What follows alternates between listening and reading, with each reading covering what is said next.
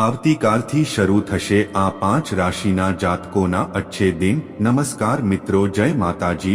મિત્રો, હાલમાં ચૈત્રી નવરાત્રી ચાલી રહી છે અને આ દરમિયાન આવતીકાલે એટલે કે 16મી એપ્રિલ મંગળવારના 8મના દિવસે તો બે ખૂબ જ શુભ યોગોનું નિર્માણ થઈ રહ્યું હોવાની માહિતી મુંબઈના એક પ્રખ્યાત જ્યોતિષાચાર્યએ આપી છે।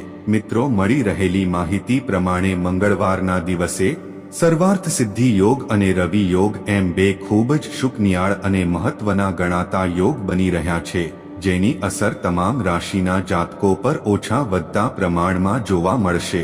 પરંતુ તેમ છતાં 5 એવી રાશિઓ છે કે જેમના પર આ યોગની વિશેષ અસર જોવા મળશે।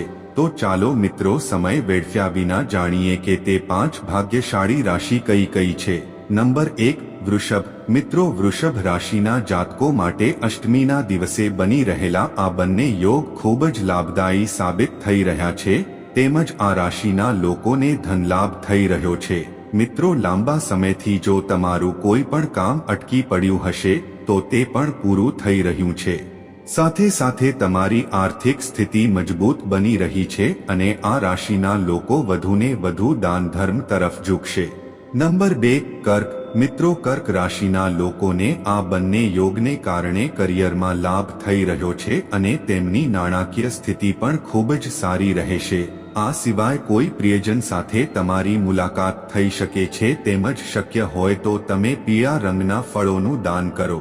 નંબર 3, કન્યા। મિત્રો, કન્યા રાશિના લોકોના જીવનમાં અઢળક ધનલાભના યોગ બની રહ્યા છે, તેમજ તમારા વિરોધીઓ જ તમને ફસાવવા માટે કોઈ ષડયંત્ર રચશે। આ સાથે તમારા માન સન્માનમાં પણ વૃદ્ધિ થઈ રહી છે અને તમારા કોઈ સુખદ યાત્રા પર જવાના યોગ બની રહ્યા છે। નંબર 4, મકર। મિત્રો, અષ્ટમી પર બની રહેલા બંને યોગને કારણે મકર રાશિના લોકોની આર્થિક સ્થિતિ પહેલા કરતાં વધુ સારી બનશે। આ સિવાય કરિયરમાં તમને નવી નવી તક મળી રહેવાના પણ યોગ બની રહ્યા છે।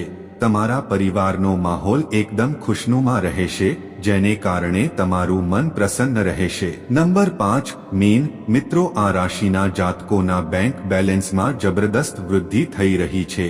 આ રાશિના લોકોને દેવા અને ખર્ચમાંથી રાહત મળશે અને કરિયરમાં કોઈ સમસ્યા આવી રહી હતી તો એ પણ દૂર થઈ રહી છે અને પરિવારમાં કોઈ વાતનો વાદ વિવાદ ચાલી રહ્યો હશે તો એનો પણ ઉકેલ આવી રહ્યો છે।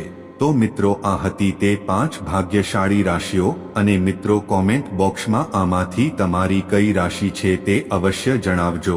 અને મિત્રો, જો તમને આજનો વિડીયો પસંદ આવ્યો હોય તો વિડીયોને એક લાઇક, શેર સાથે ચેનલને સબસ્ક્રાઇબ કરવાનું ભૂલતા નહીં। જય માતાજી, હર હર મહાદેવ।